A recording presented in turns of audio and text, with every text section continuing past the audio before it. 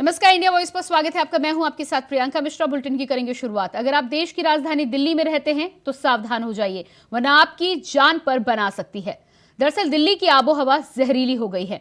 आलम यह है कि AQI का स्तर रविवार को 999 के पास दर्ज किया गया, जो WHO के मापदंड से 200 गुना ज्यादा है। देखिए खास रिपोर्ट। सावधान सावधान सावधान, दिल्ली में रहते हैं तो हो जाइए सावधान, वरना लापरवाही आपकी जान पर बन सकती है। दरअसल दिल्ली की आबोहवा अब कोबरा के जहर से भी ज्यादा खतरनाक बन गई है। राष्ट्रीय राजधानी दिल्ली और आसपास के कई इलाकों में हवा की गुणवत्ता रविवार की सुबह गंभीर श्रेणी में बनी रही। यहाँ शहर में घना जहरीला धुआं छाया रहा, जिससे दृश्यता काफी कम हो गई। केंद्रीय प्रदूषण नियंत्रण बोर्ड के मुताबिक दिल्ली में इस हफ्ते लगातार चौथे दिन AQI गंभीर श्रेणी में दर्ज किया गया, जिससे दिल्ली और NCR के इलाकों में रहने वाले दमा और सांस के मरीजों की टेंशन बढ़ गई है। वहीं लोगों को आंखों में जलन, सांस लेने में दिक्कत, गले में खराश की समस्या महसूस हो रही है। दिवाली से पहले ही दिल्ली में प्रदूषण बेहद खतरनाक स्तर पर पहुंच गया है। हालात ये है कि दिल्ली के अशोक विहार इलाके में रात करीब 1 बजे AQI 999 दर्ज किया गया। बाकी इलाकों में भी प्रदूषण से हालात बदतर हो रहे हैं। लोधी रोड की बात करें या फिर एम्स की, इंडिया गेट हो या फिर कुतुब मीनार एरिया, इसके अलावा लाल किला का इलाका ही क्यों न हो, हर जगह जहर बन चुकी दिल्ली की आबोहवा ने लोगों की मुश्किलें बढ़ा दी है, जिससे लोगों को काफी परेशानियों का सामना करना पड़ रहा है। पोल्यूशन की स्थिति ये है कि गले में तो लगी रहा कि सबको खराब है, और आंखों में लगातार जलन हो रही है, पूरे दिन में जलन हो रही है। तो लग रहा है कि हाँ भी अंदर कुछ लंग्स के अंदर भी इसका इन्फेक्शन हो रहा है, क्योंकि बहुत लोग बीमार हो रहे हैं। इससे महसूस हो रहा है जैसे आप तो काफी टाइम से आ रहे हैं। 4-5 दिन से ज़्यादा हो गया, बहुत ज़्यादा हो रहा है सबको, और यहाँ पार्क में घुसते ही जो है वो आंखों में दर्द होना शुरू हो जाता है। पोल्यूशन की स्थिति बहुत खराब है, सांस लेना भी बड़ा मुश्किल हो रहा है। और लोधी गार्डन में जहाँ पे बहुत सारे लोग, लेडीज, बच्चे, जवान सब होते थे, तो उसकी वजह से बहुत कम, मेरे ख्याल 10% लोग ही लोधी गार्डन में आ पा रहे हैं। बिल्कुल सांस लेना भी बड़ा मुश्किल है। हम लोग इस उम्र में अपनी एक आदत है, वह सुबह का नियम है, हम आ जाते हैं, परंतु पोल्यूशन की बहुत खराब स्थिति है। ये मेरी प्रैक्टिकल सोच है। हम लोधी गार्डन पीछे 20 साल से आ रहे हैं, इस साल सबसे ज्यादा पोल्यूशन है। वहीं नोएडा की बात करें तो नोएडा में प्रदूषण पर नकेल कसने के लिए प्रशासन ने भी कमर कस ली है। नोएडा प्राधिकरण की तरफ से इस दिशा में कठोर कदम उठाए जा रहे हैं। वायु प्रदूषण पर नोएडा प्राधिकरण के CEO लोकेश एम ने बताया कि पिछले 15 दिनों से हमने सड़कों से धूल कण साफ करने के निर्देश दिए हैं। एयर गन और वाटर स्प्रिंकलर लगातार चल रहे हैं। निर्माण कार्यों को भी रोक दिया गया है। निर्माण कार्य में निकले मलबे को ढक दिया गया है। ग्रैब के नियमों का पालन किया जा रहा है। जहां जहां नियमों के उल्लंघन हुए हैं, वहां अभी तक 48 लाख के चालान काटे गए हैं।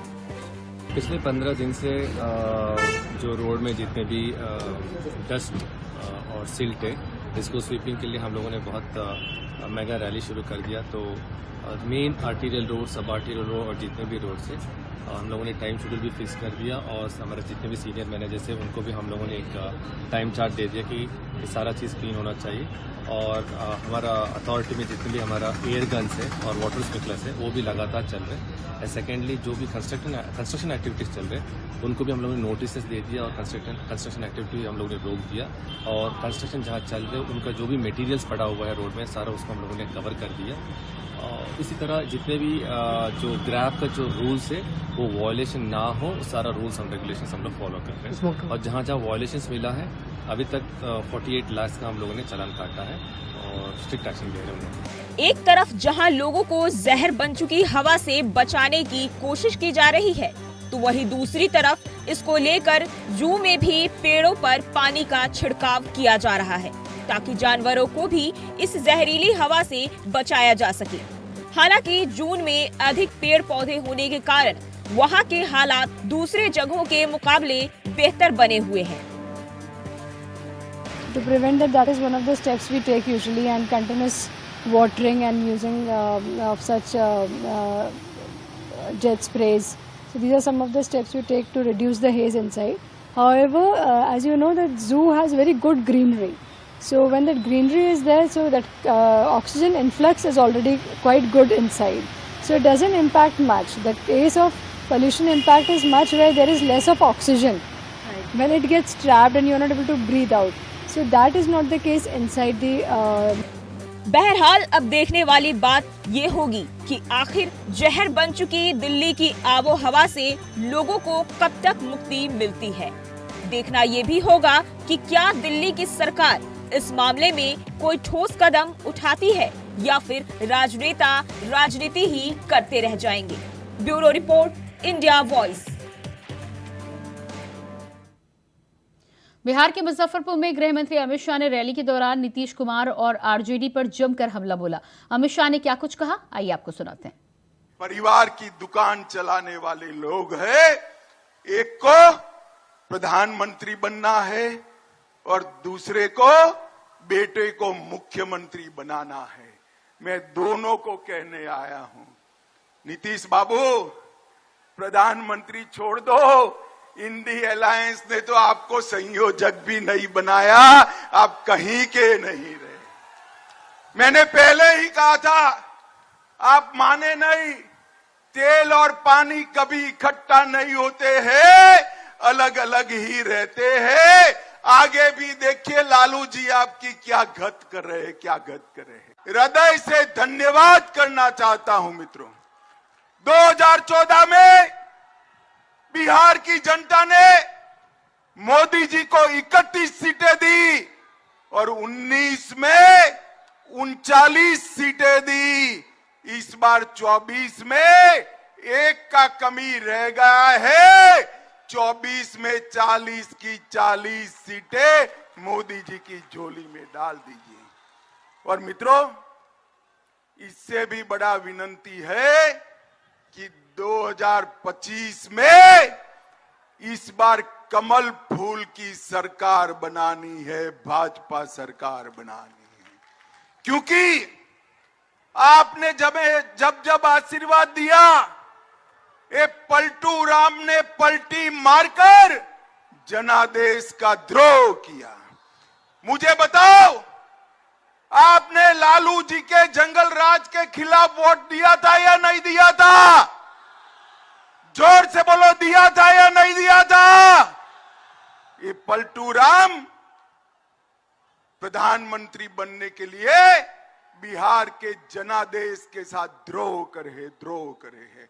और बिहार को एक ही एजेंडा है, नरेंद्र मोदी का विरोध करना। इन्होंने जब इनको शासन मिला तब 12 लाख करोड़ के घपले घोटाले करे थे और भ्रष्टाचार का विरोध करने वाले नीतीश बाबू आज चार्जशीटेड लोगों के साथ सत्ता का सुख भोग रहे हैं। नीतीश जी, शर्म करो। लालू की खिलाफत कर राजनीति की थी, आज लालू की गोदी में। माताओं, सिद्धार्थनगर में अवैध पटाखों का कारोबार धड़ल्ले से चल रहा है। इसकी जानकारी तब हुई जब चेक रोड पर बड़ी मात्रा में अवैध पटाखे पकड़े गए, जिसकी कीमत लाखों की बताई जा रही है। वहीं ताज्जुब इस साल ये भी है कि पुलिस को इस मामले की जानकारी नहीं थी।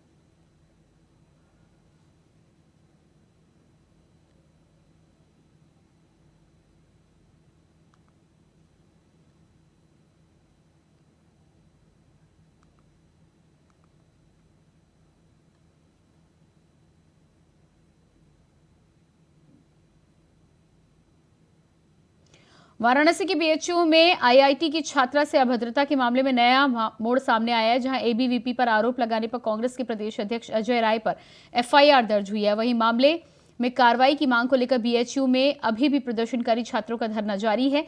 हालांकि इस मामले में पुलिस कमिश्नर अशोक मुथा जैन का बयान सामने आया है, जिसमें उनका कहना है कि 4 दिन के अंदर दोषी सलाखों के पीछे होंगे।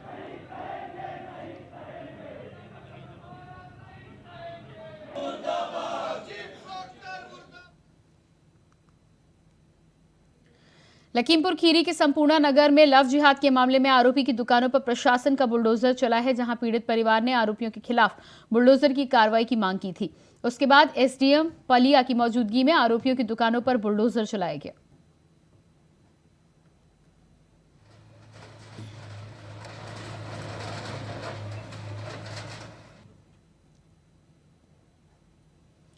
खबर मुरादाबाद से है, जहां सड़क हादसे में 3 लोगों की मौत हो गई है। बता दें कि अज्ञात वाहन ने कार में जोरदार टक्कर मार दी है। कार में 4 लोग सवार थे, जिसमें से 3 लोगों की मौत हो गई है। सूचना मिलते ही मौके पर पहुंची पुलिस ने शवों को कब्जे में लेकर पोस्टमार्टम के लिए भेजा है।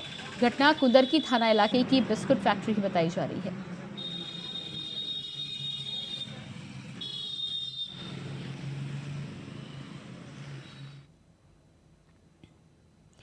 नोएडा में पुलिस और बदमाशों के बीच मुठभेड़ हो गई है। बता दें कि मुठभेड़ के दौरान 3 बदमाशों को गोली लग गई। बताया जा रहा है कि बदमाशों ने 4 दिन पहले ही महिला से चेन की लूट की घटना को अंजाम दिया था, जिसके बाद ये शातिर लुटेरे दिल्ली एनसीआर में लूट की घटना को अंजाम देते थे। वहीं पुलिस ने मौके से लूटी गई चेन, नकदी, कारतूस बरामद किए हैं।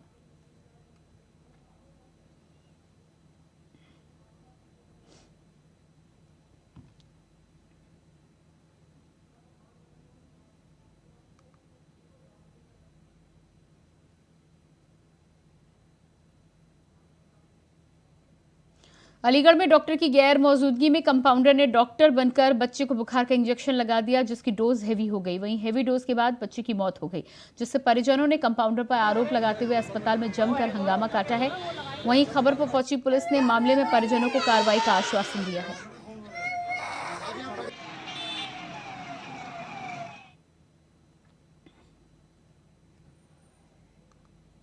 अगली खबर दिल्ली से है, जहां क्राइम ब्रांच ने मोगी गैंग का वांटेड शार्प शूटर अमित उर्फ मिट्ठू को गिरफ्तार कर लिया है। बता दें कि मिट्ठू ने रोहिणी में एक व्यापारी के घर पर गेट पर ताबड़तोड़ फायरिंग की थी, साथ ही 1 करोड़ की रंगदारी की मांग भी की थी। वहीं पर्ची में धमकी भरा संदेश भी लिखकर भेजा था।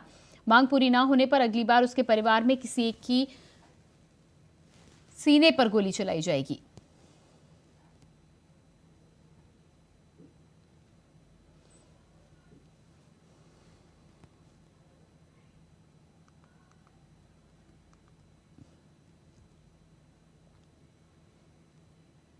दीपावली से पहले गुमला जिले के सिराई थाना की पुलिस ने जुआरियों के खिलाफ बड़ी कार्रवाई करते हुए 8 जुआरियों को शनिवार को जेल भेज दिया है। जुआरियों के पास से पुलिस ने 31,470 रुपए कैश, 50 ताश की गड्डियां बरामद की हैं। ये जानकारी एसपी हरविंदर सिंह ने दी। उन्होंने कहा कि जुआरियों के खिलाफ आगे की कार्रवाई जारी है।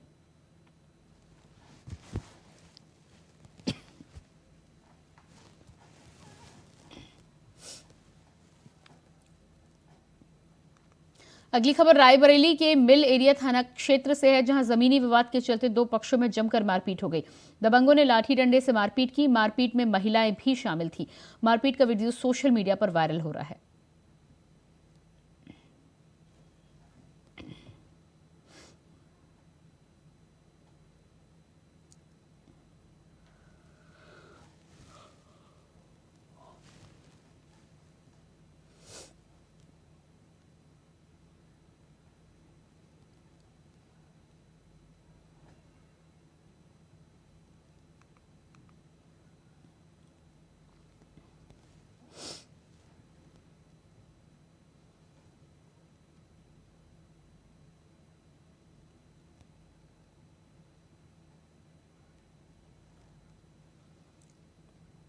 गाजियाबाद के लोनी बॉर्डर थाना क्षेत्र की लालबाग कॉलोनी में लूट की वारदात बढ़ती जा रही है। बता दें कि एक महिला से चेन लूटकर दहशत फैलाने वाले एक बदमाश को पुलिस ने मुठभेड़ में गिरफ्तार किया है। वहीं मुठभेड़ में गोली लगने के बाद से बदमाश हाथ जोड़कर माफी मांग रहा था। ऐसे में अपराधियों का इलाज होना बेहद जरूरी है। तो आपको बता दें कि गाजियाबाद में एक बदमाश की पुलिस ने गिरफ्तारी की है, जिसके बाद बदमाश माफी मांगता हुआ नजर आया। ऐसे में लोग पुलिस के काम की तारीफ कर रहे हैं।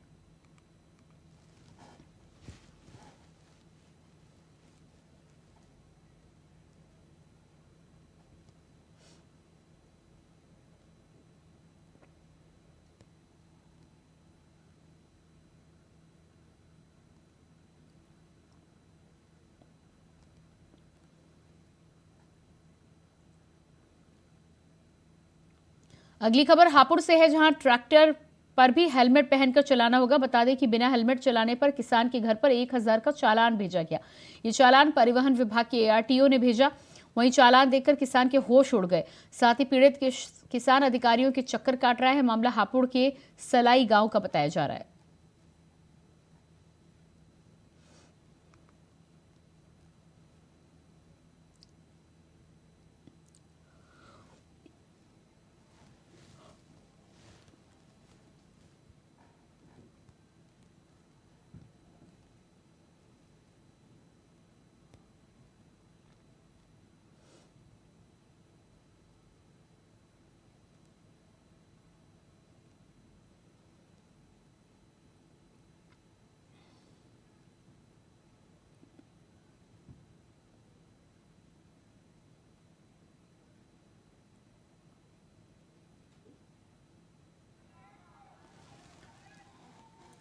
तो आपको बता दें कि किसान को एक चालान मिला है, जिसमें ट्रैक्टर पर हेलमेट पहनकर चलाने के चलते उसे चालान भेजा गया है। अब इस पूरे मामले में किसान लगातार अधिकारियों के चक्कर काटता नजर आ रहा है, लेकिन इस पर कोई कार्रवाई नहीं हो रही है। ये चालान ARTO साहब ने भेजा है, जिसमें साफ लिखा है कि ट्रैक्टर पर भी हेलमेट पहनना जरूरी है और 1000 रुपए का चालान किसान को भेजा गया है। अब इस पूरे मामले में लगातार किसान अधिकारियों के दफ्तरों के चक्कर काट रहा है, लेकिन मामले में सुनवाई नहीं हो रही।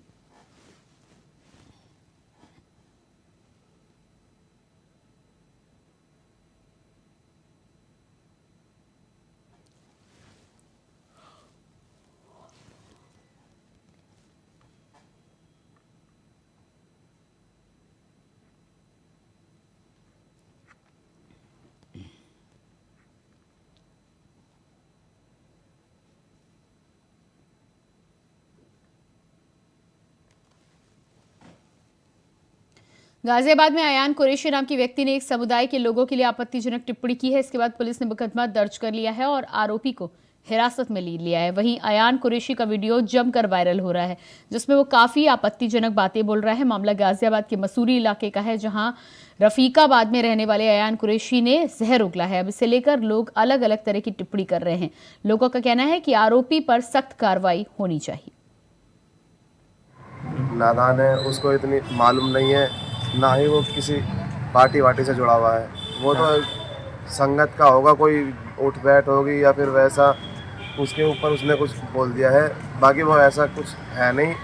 आप उसका रिकॉर्ड भी निकाला सकते हो, आगे पीछे से ऐसे उसका कोई ताल्लुक नहीं है। ना अच्छा, ऐसे उसने बताया है कि मैं मुर्गे का काम करता हूँ। आप कह रहे हैं कि वो बच्चा है, तो वो मुर्गे का काम करता है, क्या काम करता है असल में? पढ़ने भी जाता है क्या? नहीं। कितना पढ़ा लिखा है वो? 10th क्लास पढ़ा हुआ है। अच्छा, 9th के आसपास। तो काम क्या करता है इस समय पर? काम तो सर अभी कुछ नहीं कर रहा, वो मंडी में देखता है। उसकी चिकन की दुकान थी, वो बंद कर दी। पीएम मोदी ने मध्य प्रदेश के सिवनी में जनसभा को संबोधित किया है, जहां उन्होंने कांग्रेस को जमकर घेरा। हमारे MP को सुशासन की निरंतरता चाहिए। हमारे MP को विकास की निरंतरता चाहिए और इसलिए मध्य प्रदेश कह रहा है, मध्य प्रदेश एक स्वर से कह रहा है, भाजपा है तो भरोसा है,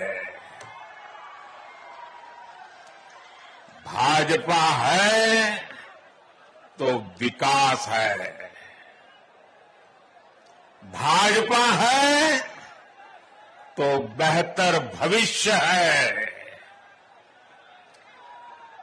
और मध्य प्रदेश से एक ही आवाज सुनाई दे रही है। मध्य प्रदेश का बच्चा बच्चा कह रहा है, MP के मन में, MP के मन में, MP के मन में और मोदी के मन में, मोदी के मन में, मोदी के मन में। और इसलिए फिर फिर एक बार, फिर एक बार। छत्तीसगढ़ दौरे पर रह रहे पीएम मोदी ने राजनांदगांव के डोंगरगढ़ में मां बगलेश्वरी मंदिर में पूजा अर्चना की और चुनाव में जीत का आशीर्वाद लिया। पीएम मोदी ने मां बगलेश्वरी के दर्शन कर मंदिर में पूजा अर्चना की।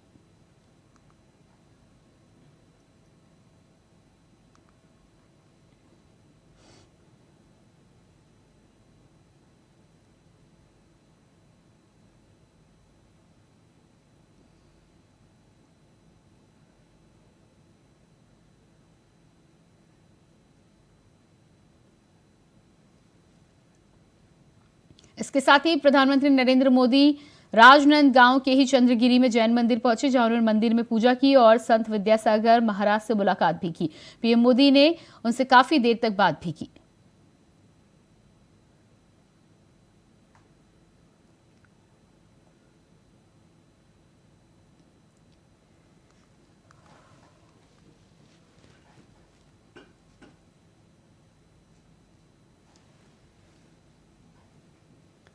वहीं सीएम योगी आदित्यनाथ ने छत्तीसगढ़ के सुकमा में रैली की, जहां राम मंदिर के मसले पर कांग्रेस पर कई आरोप लगाए।